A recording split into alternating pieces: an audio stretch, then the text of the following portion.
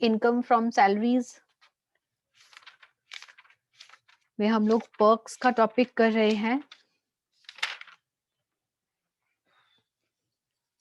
एक quick revision देते हैं पर्क्स में जो अब तक हो गया है हमारा।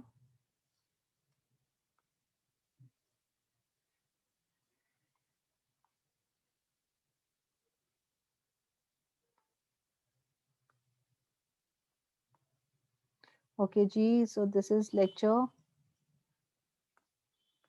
33।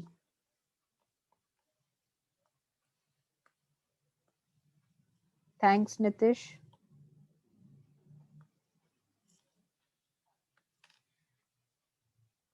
Perquisites.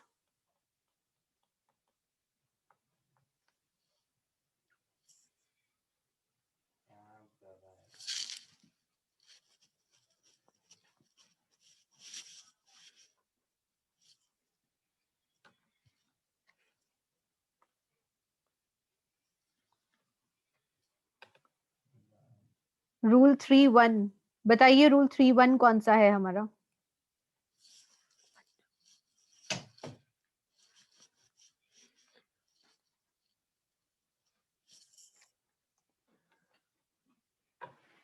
रूल 3-1 कौन सा था हमारा?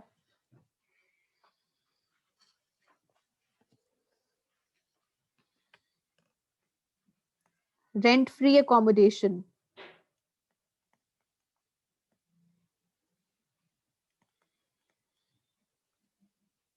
Bharti, Shivani. Rent free accommodation.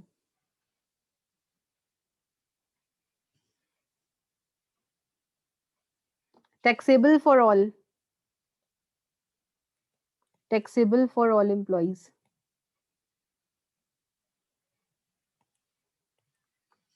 Rule 3-2।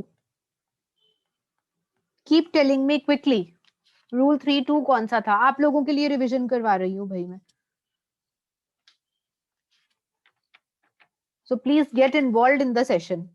सोने से कुछ नहीं होगा। Monika section, Monika roll number 35, Shivani 47। Motor car. Rule 3-2 relates to motor car. और इसमें क्या था मोटर कार वाले में? अगर कार ओन्ड बाय एम्प्लॉयर है, taxable for specified employees only,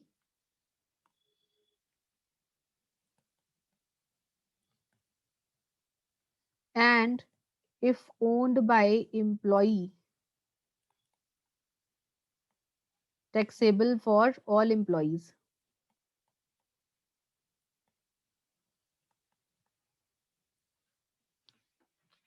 उसके बाद हमने किया था रूल 3-3। क्या है रूल 3-3?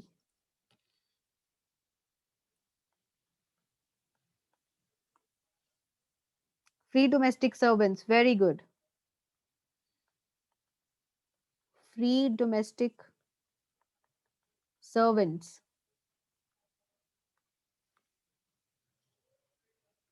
और इसमें हमने क्या किया था? If provided by employer, provided by employer है तो taxable for specified employees only, and if arranged by employee, employee खुद अरेंज कर रहा है एंड पेमेंट एम्प्लॉयर कर रहा है, then taxable for all employees. Harsh, this is not the attendance time. Roll number 53। Attendance at the end of the session, please. Rule 3-4. This relates to Monica, Bharti, Shivani.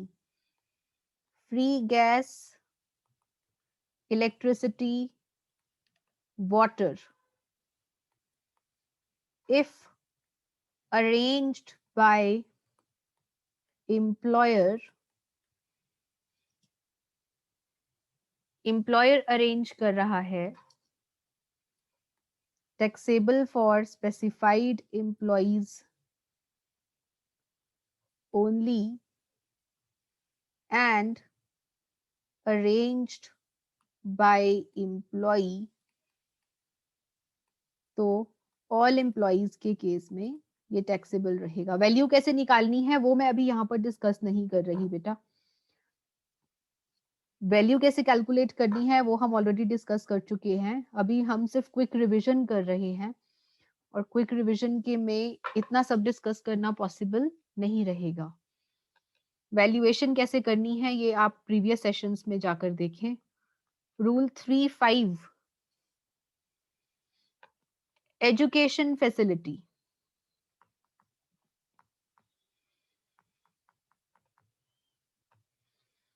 Education facility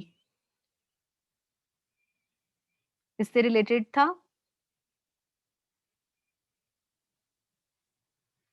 यहां पर भी if arranged by employer, specified employees only,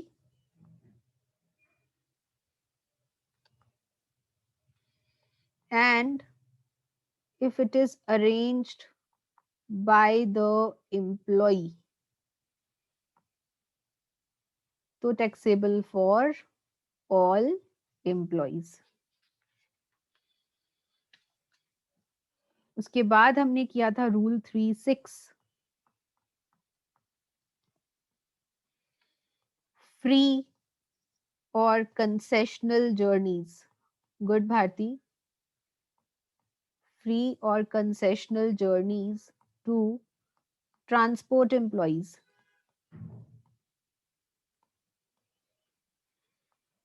अगर employer है airlines वाला तो not taxable, exempt. अगर आपका employer है railways, again free journey is not taxable, and in case of other transport employer तो टैक्सेबल होगा for specified employees only.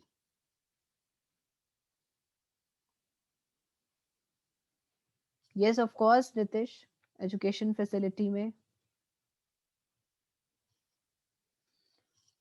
Facility में मैंने सारे पार्ट्स का 2 पार्ट्स में आपको क्रक्स बता दिया है।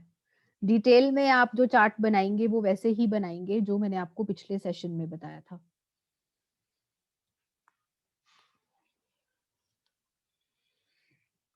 उसके बाद हमने रूल 3.7 स्टार्ट किया था। रूल 3.7 के आगे बहुत सारे पार्ट्स हैं। अभी हम रूल 3.7 डिस्कस करेंगे जो हमारा करंट टॉपिक है। रूल 3.7 के अलग अलग पार्ट्स हैं। इसमें हम एक पॉइंट कर चुके हैं, इंटरेस्ट फ्री लोन वाला। इंटरेस्ट फ्री लोन या फिर concessional rate of interest, loan eight concessional rate of interest. ये पार्ट हम कल कर चुके हैं। इसकी कैलकुलेशन कैसे करनी है वो कर चुके हैं हम। और इसमें मैंने आपको क्या बताया था कि अगर आप लोन ले रहे हैं for medical treatment of specified disease की मेडिकल ट्रीटमेंट के लिए अगर आप लोन ले रहे हैं तो एग्जेम्प्ट है, टैक्स पे नहीं करना। अगर आप लोन ले रहे हैं अप टू ₹20,000 वो एग्जेम्प्ट है। 20,000 से ज्यादा का लोन ले रहे हैं अगर total, that will be taxable. ये किया था हमने, एंड तीसरा किया था हमने अदर केसेस वाला। यहां पर टैक्सेबल रहेगा फॉर ऑल एम्प्लॉइज।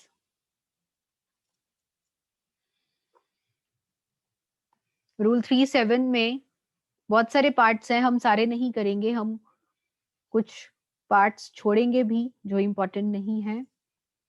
नेक्स्ट हम करेंगे फ्री फूड। फ्री फूड, कभी कभी आपका जो एम्प्लॉयर है वो आपको मुफ्त में खाना देता है, ड्रिंक्स, चाय, कॉफी, फूड, ये सब प्रोवाइड करता है आपको ड्यूरिंग वर्किंग आवर्स। क्या उस चाय कॉफी की जो वैल्यू है वो आपके लिए पर्क है? क्या उसके ऊपर टैक्स लगेगा या नहीं लगेगा, ये देखने वाली बात है। तो इसमें हम करेंगे 3 केसेस। अगर तो आपका एम्प्लॉयर आपको चाय, कॉफी, सॉफ्ट ड्रिंक्स या फिर नॉन अल्कोहलिक बेवरेजेस,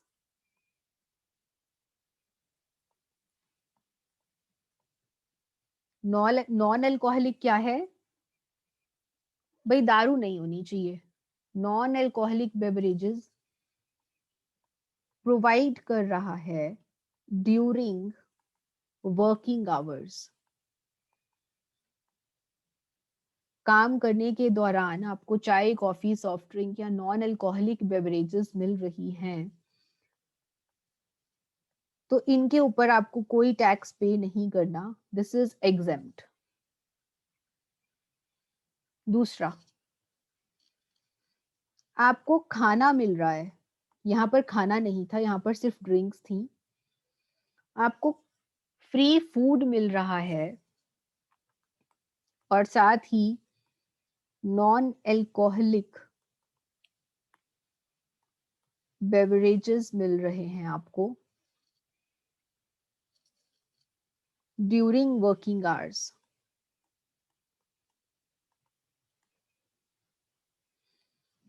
इस केस में क्या रहेगा? 2 पार्ट्स। अगर तो ऐसे खाने की वैल्यू 50 रुपए तक है, 50 रुपीज तक, तो आपको कोई टैक्स पे नहीं करना। पर मील 50 पर मील। एक मील, एक फ्री फूड की कॉस्ट अगर 50 रुपए तक है तो कोई टैक्स पे नहीं करना। मतलब आपका एम्प्लॉयर आपको 50 रुपए तक की मील दे सकता है और आपको उसके ऊपर टैक्स पे नहीं करना होगा। लेकिन अगर उस मील की जो कॉस्ट है वो 50 रुपए से अधिक हो गई, मोर देन 50 पर मील हो गई, तो आपको टैक्स पे करना होगा। कितना? जितना भी 50 रुपए से ज्यादा की मील है उसके ऊपर amount of meal minus ₹50। 50 rupees तक तो एग्जेम्प्ट है। मान लीजिए मील का खर्चा आया 80 रुपए, तो टैक्स किसके ऊपर लगेगा? 80 माइनस 50, क्योंकि 50 के ऊपर टैक्स नहीं है, तो 30 के ऊपर आपको टैक्स पे करना पड़ेगा। और इस 30 में से मान लीजिए आपने कुछ पे कर दिया, minus recovered from employ, minus recovered from employ, जो एम्प्लॉय से रिकवर हो गया वो माइनस कर दीजिए। ठीक है जी। तो 50 रुपए की मील है, अगर 50 रुपए तक की तो आपको टैक्स पे नहीं करना। लेकिन अगर आपकी मील का जो कॉस्ट है वो 50 रुपए से ज्यादा है तो आप वैल्यू कैसे कैलकुलेट करेंगे? आपके पर्क की वैल्यू क्या होगी? Amount of meal minus 50 rupees minus anything recovered from the employee, वो माइनस हो जाएगा। And third is other cases. Other cases में जितना भी एक्चुअल एक्सपेंडिचर आया माइनस रिकवर्ड। मान लीजिए आपके एम्प्लॉयर ने आपको वहां पर एक बियर का कैन दे दिया, एल्कोहलिक, अदर्स में आ जाएगा। जितने का कैन था माइनस उसमें से मान लीजिए आपने कुछ पे कर दिया, माइनस रिकवर्ड कर दीजिए, that will be the value of perk. This is about free food. ठीक है जी। सो फ्री फूड में दोबारा से डिस्कशन करते हैं। अगर आपको ड्रिंक्स प्रोवाइड की गई हैं, टी, कॉफी, सॉफ्ट ड्रिंक या कोई और नॉन अल्कोहलिक बेवरेज, तो टैक्स पे नहीं करना। अगर आपको फ्री फूड और साथ ही नॉन अल्कोहलिक बेवरेजेस दी गई हैं तो देखिए कि उसकी कॉस्ट क्या है। अगर उस मील की कॉस्ट 50 रुपए तक है तो कोई टैक्स पे नहीं करना। अगर 50 रुपए से ज्यादा है तो आप वैल्यू कैसे कैलकुलेट करेंगे? जितना मील का अमाउंट है minus 50 rupees minus recovered from the employee, and other cases में जितना एम्प्लॉयर का खर्चा हुआ minus recovered from the employee. This is about free food. इसके कॉरेस्पॉन्डिंग अगर हम बात करें अलाउंसेस की, अलाउंस में याद कीजिए, पर्क्स को साइड रख दीजिए, अलाउंस पे पीछे जाइए। अगर आपको याद हो, अलाउंस के केस में लंच अलाउंस या फिर रिफ्रेशमेंट अलाउंस होता था। लंच या रिफ्रेशमेंट अलाउंस याद करके मुझे ये बताइए। नितिश सेज टैक्सेबल था, very good. Anyone else? Anyone else? Yes taxable, Bharti says taxable.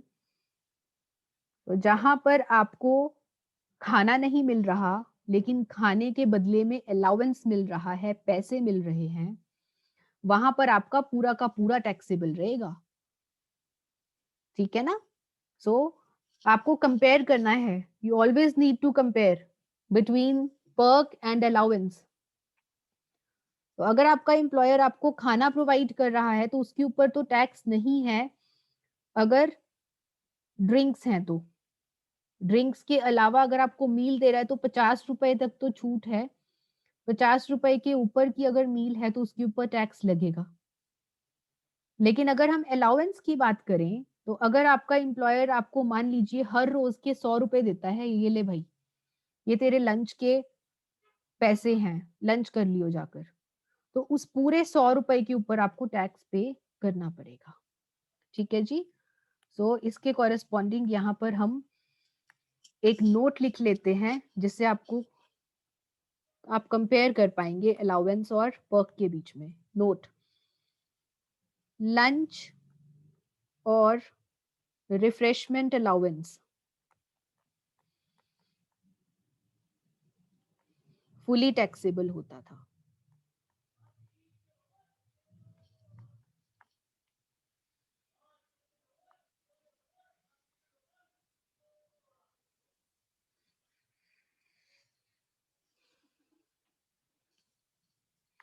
चलिए जी, रूल हम कौन सा कर रहे हैं? 3-7। और रूल 3-7 में हम 2 पॉइंट्स कर चुके हैं और अब हम करेंगे तीसरा पॉइंट इसका। The third point is gift. Gift, आपका एम्प्लॉयर ना आपको गिफ्ट दे देता है कभी कभी। वो गिफ्ट कैश में भी हो सकता है और काइंड में भी हो सकता है। देखिए, अगर आपको कैश में गिफ्ट मिल रहा है ना, दैट इज ऑलवेज टैक्सेबल। ₹10 का भी अगर आपको कैश में गिफ्ट मिल रहा है, that is fully taxable.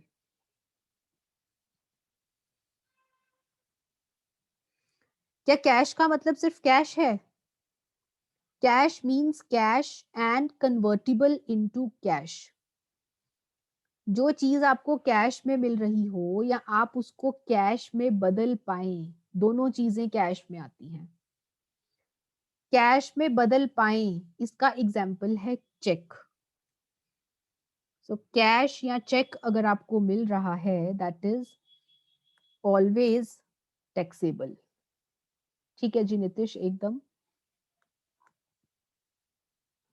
And if you are receiving gift in kind, cash में नहीं मिल रहा आपको कुछ, आपको आपके एम्प्लॉयर ने कोई आइटम दे दी गिफ्ट में, क्रॉकरी की कोई आइटम दे दी, या फिर आपको लैपटॉप गिफ्ट कर दिया, या फिर any other thing in kind, वहां पर आप गिफ्ट की वैल्यू देखेंगे कि क्या है।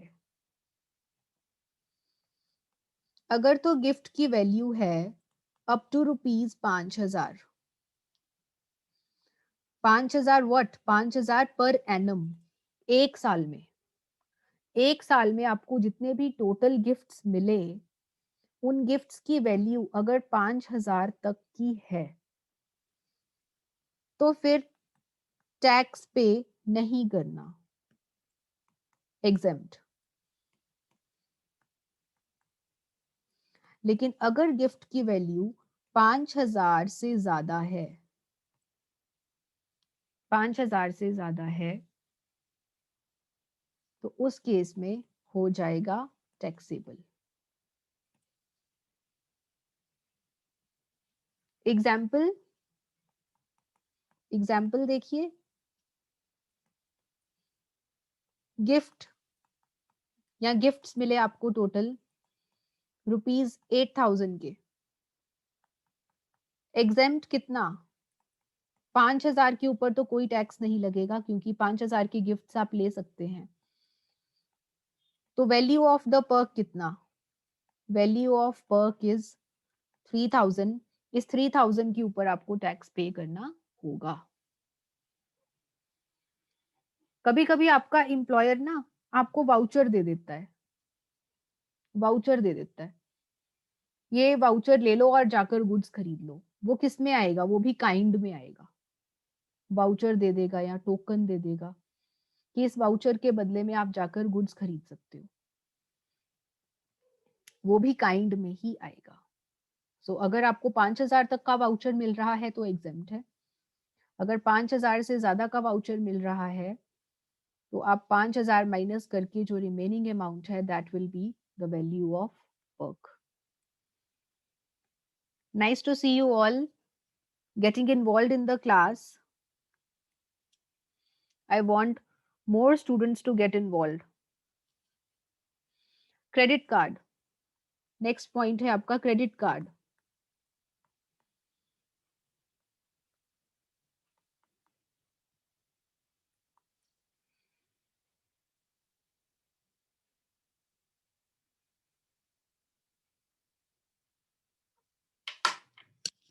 हाँ जी, एकदम वाउचर होगा, वाउचर होगा बच्चे। नितिश, लेकिन उस वाउचर का आप क्या करेंगे? आपको अगर वाउचर आपके एम्प्लॉयर से मिल रहा है, वहां पर हम सैलरी में उसको इंक्लूड करेंगे। एम्प्लॉयर एम्प्लॉय का रिलेशनशिप होना चाहिए। अगर आप वैसे ही कोई शॉपिंग कर रहे हैं और आपको वाउचर मिलता है, तो वो थोड़े ना यहाँ पर सैलरीज में टैक्सेबल होगा। आपको वाउचर मिलना चाहिए आपके एम्प्लॉयर से। एम्प्लॉयर एम्प्लॉय का रिलेशनशिप जहां पर है, वही वही चीजें यहाँ पर टैक्सेबल होंगी under the head salaries. Credit card, कभी कभी आपका जो एम्प्लॉयर है आपको ना क्रेडिट कार्ड दे देता है, कहते हैं कि भाई दिन में बहुत सारी ऑफिशियल पेमेंट्स करनी होती हैं, तो तुम क्रेडिट कार्ड रख लो। तो जो एम्प्लॉई है वो क्रेडिट कार्ड का इस्तेमाल ना सिर्फ ऑफिशियल पर्पस के लिए करता है, बल्कि उसको अपने पर्सनल पर्पस के लिए भी थोड़ा बहुत इस्तेमाल कर लेता है with the permission of the employer, कि थोड़ा बहुत जो घर के खर्चों की पेमेंट है वो भी कर देता है वो उस क्रेडिट कार्ड को इस्तेमाल करके। क्रेडिट कार्ड किसका है? एम्प्लॉयर का। अब एम्प्लॉयर की आप कोई भी चीज इस्तेमाल कर रहे हैं, दैट मीन्स आप एम्प्लॉयर से कुछ बेनिफिट ले रहे हैं, और जहां पर आप एम्प्लॉयर से कुछ बेनिफिट ले रहे हैं वो पर्क के अंडर आता है, और उसके ऊपर आपको टैक्सेबिलिटी चेक करनी पड़ेगी। तो अगर आपके एम्प्लॉयर ने आपको क्रेडिट कार्ड दे रखा है और उस क्रेडिट कार्ड को यूज कौन कर रहा है? Used by employee. एम्प्लॉई इस्तेमाल कर रहा है, या फिर एम्प्लॉई के जो घर वाले हैं, फैमिली मेंबर्स हैं, पति पत्नी बच्चे, वो भी बीच में इस्तेमाल कर लेते हैं उस क्रेडिट कार्ड को, तो भाई वैल्यू ऑफ पर्क क्या होगा? मुफ्त में थोड़े ना इस्तेमाल कर पाएंगे आप। वैल्यू ऑफ द पर्क क्या होगा? Actual expenditure incurred by employer. आपने क्रेडिट कार्ड से कितनी पेमेंट्स करी वो सब आ जाएगा, माइनस जो तो आपने ऑफिशियल पेमेंट्स करी उसके ऊपर तो कोई टैक्स नहीं लगेगा। ऑफिस के खर्चे non taxable. Expenditure for official use, office के खर्चों के लिए आपने कुछ इस्तेमाल किया है वो माइनस कर दीजिए। माइनस आपके खुद के खर्चे होंगे जो उसमें से आपने एम्प्लॉयर को बोला कि भाई ये पेमेंट रख लो, recovered from employee. Recovered from employee, आपने घर के खर्चों के लिए इस्तेमाल कर लिया था क्रेडिट कार्ड, लेकिन आपने उसमें से कुछ पेमेंट कर दी एम्प्लॉयर को। जो पेमेंट कर दी उसके ऊपर टैक्स नहीं लगेगा, remaining will be taxable. Example देख लेते हैं इसका, यहीं पर देख लेते हैं। मान लीजिए क्रेडिट कार्ड यूज करके टोटल खर्चा हुआ 20,000 का, जिसमें से ऑफिस के खर्चे थे 12,000। बाकी कितना बचा? बाकी बचा 8,000। दैट मीन्स 8,000 आपने अब किसके लिए इस्तेमाल करे हैं? अपने लिए इस्तेमाल करे हैं, पर्सनल पर्पस के लिए इस्तेमाल करे हैं। 8,000 के ऊपर आपको टैक्स देना पड़ेगा, लेकिन 8,000 में से आपने 4,000 पकड़ा दिए एम्प्लॉयर को। दैट मीन्स आपने 4,000 इस्तेमाल करे हैं एम्प्लॉयर के पैसे। एक तरह से एम्प्लॉयर ने आपको 4,000 का बेनिफिट दिया है। तो वैल्यू ऑफ द पर्क आपकी क्या रहेगी? 4,000। आपको इस 4,000 के ऊपर टैक्स पे करना होगा।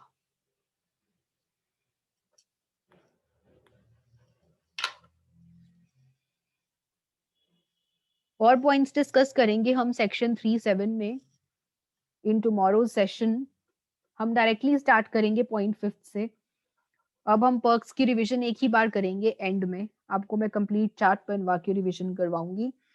तब तक आप लोग जो पुराने पर्क्स हैं उनको देखते रहिए, इन टच रहिए, ताकि जो पुराने सेशंस हैं वो आपके दिमाग से इरोड ना हो जाए। That's all for today.